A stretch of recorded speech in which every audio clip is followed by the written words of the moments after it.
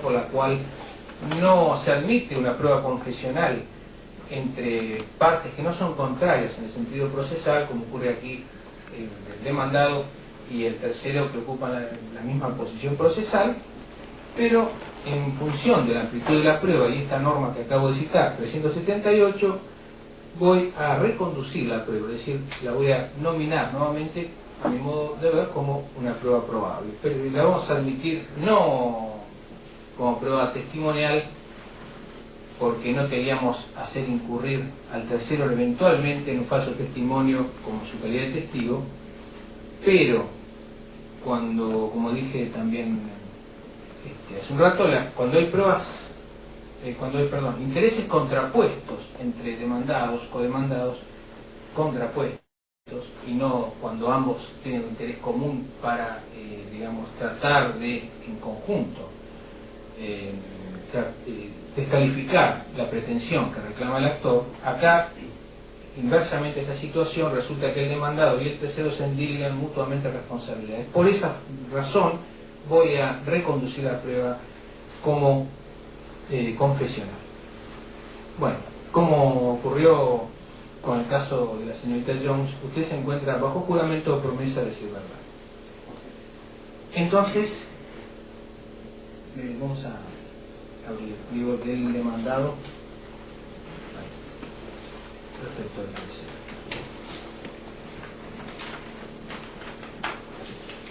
Bien, para que jure como es cierto que usted cruzó la intersección de las calles Paraná y Tucumán de Capital Federal con semáforo en luz roja. No, no es cierto. No es cierto. Bien. Para que jure, como es cierto, que impactó con su vehículo Dodge, el vehículo de la demandada, marca Ford. No es cierto. Bien. ¿Va a hacer alguna pregunta, doctor? Sí, voy a ampliar, Diego, si usted me permite, en los términos del artículo 415. Bien. Este artículo 415 a que se refiere el doctor Del Blanco, que se puede realizar en cualquier estado del proceso y donde las partes pueden formularse más allá de este tecnicismo que es la prueba confesional, tiene una dinámica propia que por supuesto se aproxima mucho más a lo que es un testimonio común que a todo este tecnicismo de la prueba confesional en relación a cómo deben formularse en sentido afirmativo. Acá entramos en una cuestión de preguntas que es mucho más dinámica, que es resorte del juez también admitirlas o no, y que es conocido como preguntas recíprocas por el artículo 415 del Código Procesal. Así que el juez tiene facultades de admitirlas o desestimarlas cuando considere que son superfluas o improcedentes. Doctor Del Blanco, ¿puede usted formular su pregunta por 415? Sí. Para que jure como cierto y diga a qué velocidad circulaba al momento del impacto. Sí, puede usted responder, no lo sé. No recuerdo a qué velocidad iba en ese momento. Bueno.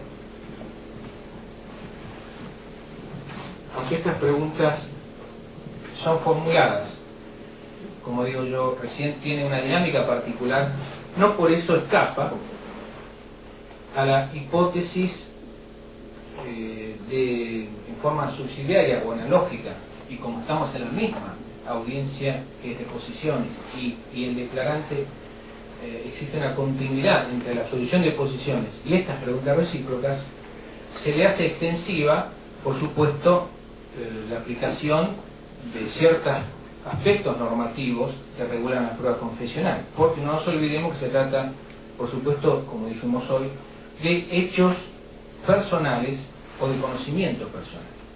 Entonces acá se le pregunta, ¿no es cierto?, que más o menos a qué velocidad circulaba. Es muy razonable esta pregunta, ¿por qué? Y es muy típica además en este tipo de procesos. Imagínense lo que sería inimaginable hacer 50 preguntas para que jure como cierto que venía a 40 kilómetros, a 41 kilómetros, para ver en cuál de ellas dice es cierto o no es cierto. Entonces, el punto es aclarar un hecho personal utilizando este mecanismo. Pero yo debo señalarle acá, señor Rossi, y advertirle en realidad que tratándose de hechos personales, si usted no recuerda el hecho, o se mantiene en no recordar el hecho, se asentará tal cual usted lo responde, pero esto puede implicar que usted entre en lo que se llama confesión ficta, es decir, una confesión tácita, es decir, un reconocimiento implícito de la pregunta al momento de dictar sentencia, si existen otros medios de prueba que puedan abonar o reforzar lo que se está preguntando. Y acá, bueno, a ver si usted nos hace un poco más de memoria y nos puede decir más o menos a qué velocidad circulaba, y si no, asentamos su respuesta. 40 kilómetros por hora. Bien, así. ¿Otra pregunta? Vicente. Suficiente. Bien, bueno, muchas gracias. Vamos a continuar entonces con el pliego ahora, que el tercero ha puesto a la parte demandada.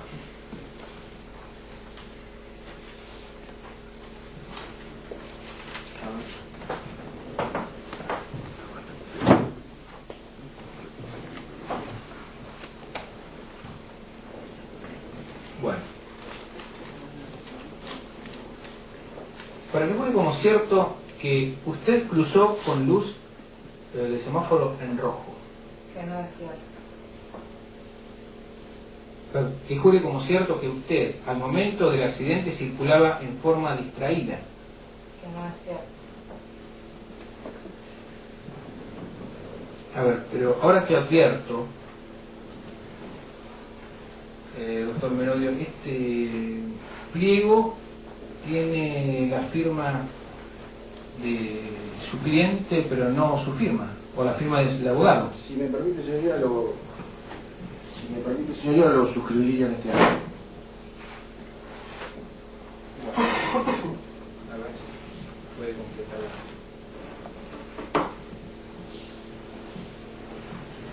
Aun cuando yo he comenzado con la declaración de la señorita Jones, en verdad el sobre cerrado conteniendo las posiciones se encontraba firmado por el doctor Merodio, que es el abogado del tercero. Sin embargo, no así el pliego de posiciones, es decir, el documento en función del cual debe prestar su declaración.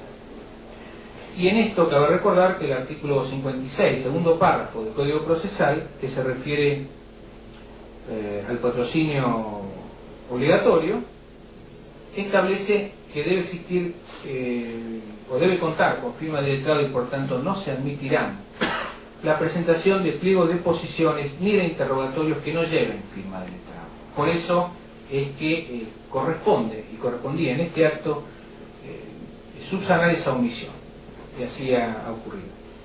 Bueno, vamos continuando con la declaración entonces.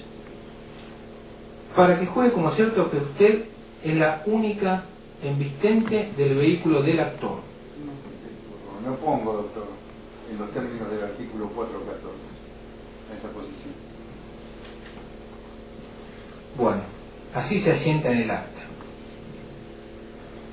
Es un derecho, por supuesto, que si bien no tienen los testigos que deben declarar la verdad, salvo algunas puntuales limitaciones por razones de decoro, etc., no ocurre lo mismo con las partes en el proceso. La parte, si bien declara bajo juramento o promesa de decir verdad, tiene un área reservada establecida por el artículo 414 que acaba de citar el doctor Del Blanco, conforme el cual puede negarse a responder el declarante, puede negarse a prestar declaración.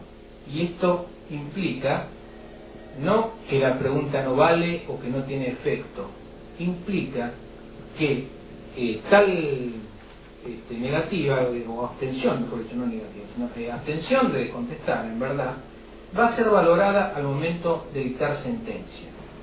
Es decir, si al momento de dictar sentencia el juez advierte que la oposición en verdad